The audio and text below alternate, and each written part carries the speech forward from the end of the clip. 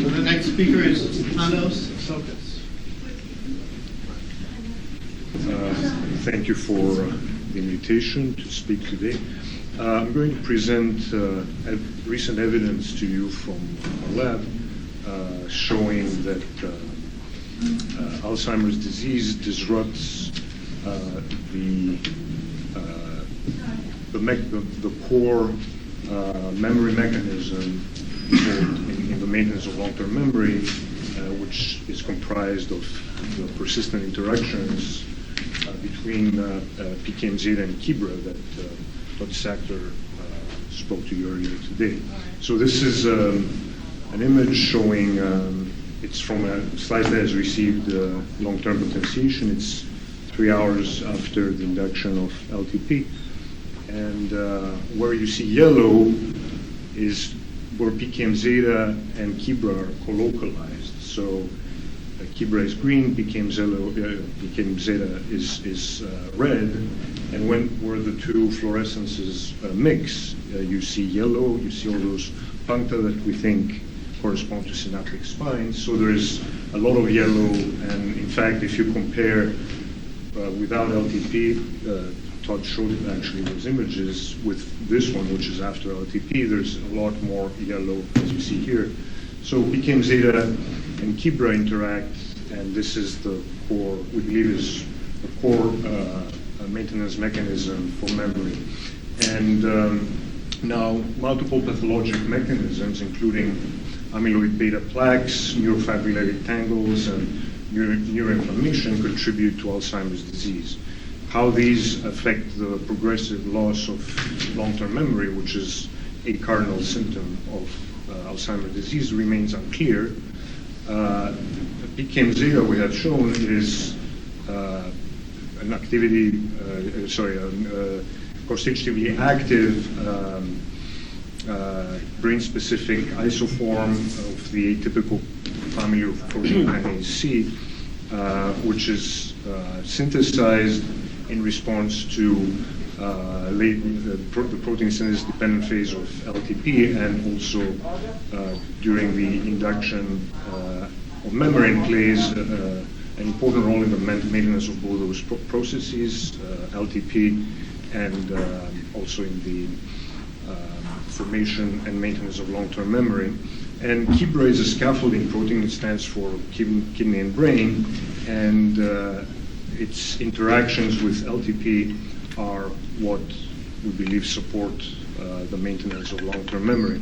So the question is, does Alzheimer's affect those interactions? And we looked first with Western blots. So shown on the right here, we have lysates from the CA1 region of a mouse model of Alzheimer's disease, the APP-PS1 model of AD, and we see that PKM-zeta is greatly downregulated compared to wild-type CA1 regions, shown on the right. And GAPTH is a protein that doesn't change due to Alzheimer's pathology, and we use it as a loading control.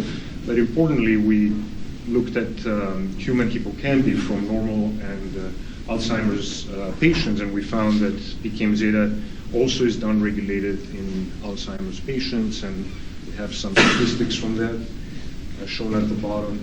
And then the next thing we tried, we looked into was we stained coronal sections from the APP-PS1 mice, aged, they were about, on average 24 months old, so very old mice, with or without Alzheimer's. So the wild type shows this pattern of PKM-zeta stimulation shown on the left, and in the middle you have what PKM-zeta staining appears in the APP-PS1 mouse, and it's dramatically reduced, as you can see. And all the way to the right, we have a knockout mouse that has no PKM-zeta. So what's interesting is that PKM-zeta levels are downregulated greatly in all layers of the hippocampus, also very much in the neocortex and even in the thalamus. And they're actually very, very similar to a knockout mouse that you see all the way to the right. Next, we looked at Kibra. Now, Kibra levels increase during LTP. This could be because of Kibra becomes stabilized or is synthesized as PKM zeta is. We don't know the exact mechanism, but it interacts with PKM zeta, and this interaction is, as I mentioned, the core basis of memory. We see here that Kibra in the same pair of wild type versus ABP-PS1 is also greatly downregulated in the Alzheimer's mouse, and again in all three layers of the hippocampus, also in the neocortex, and even in the thalamus.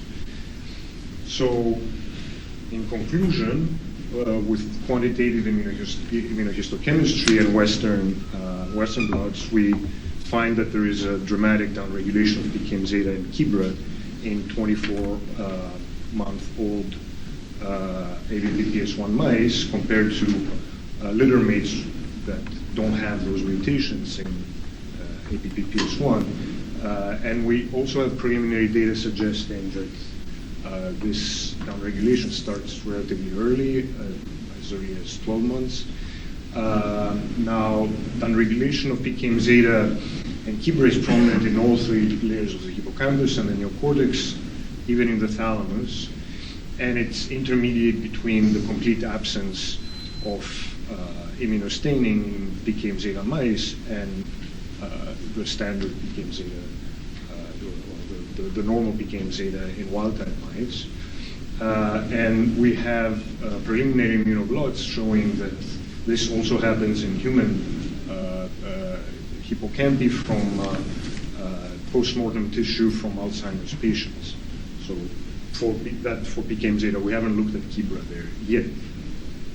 Now, the future directions of our research include elucidating the molecular mechanisms that are upstream of this downregulation, and this downregulation could be due to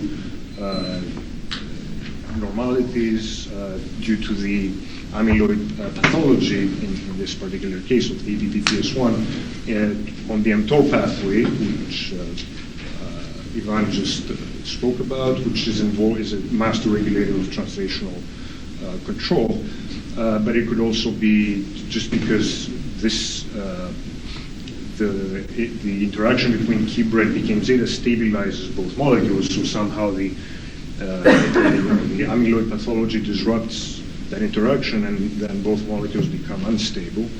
Or it could also be due to polyadenylation, which is something that I'm particularly interested in.